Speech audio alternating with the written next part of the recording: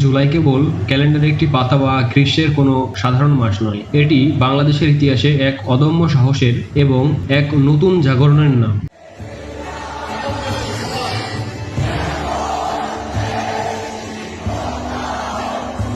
আমি যখন বলি জুলাইকে বুকে ধারণ করি, তখন এর গভীরে মিশে থাকে রাজপথের সেই উত্তাল দিনগুলা, যেখানে তরুণ প্রজন্ম বুক চিতিয়ে দাঁড়িয়েছিল স্বৈরাচারের বিরুদ্ধে।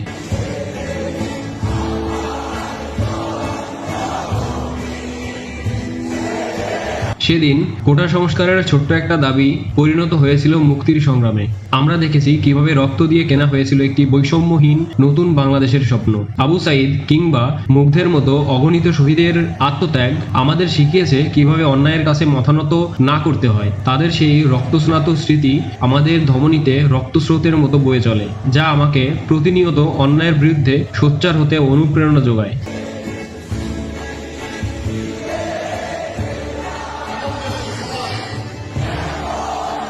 আজকের এই সময়ে দাঁড়িয়ে জুলাইকে বুকে ধারণ করা মানে হলো সেই অমর শহীদদের রক্তের প্রতি চিরকাল বিশ্বস্ত থাকা। এটি আমাকে মনে করিয়ে দেয় স্বাধীনতা ও সাম্যের পথে আমাদের যাত্রা এখনো শেষ হয়নি। প্রতিটি দিন নিজের দায়িত্ব পালনে, সততায় এবং দেশপ্রেমে উজ্জীবিত হওয়ার মাঝেই লুকিয়ে আছে জুলাইয়ের প্রকৃত সার্থকতা।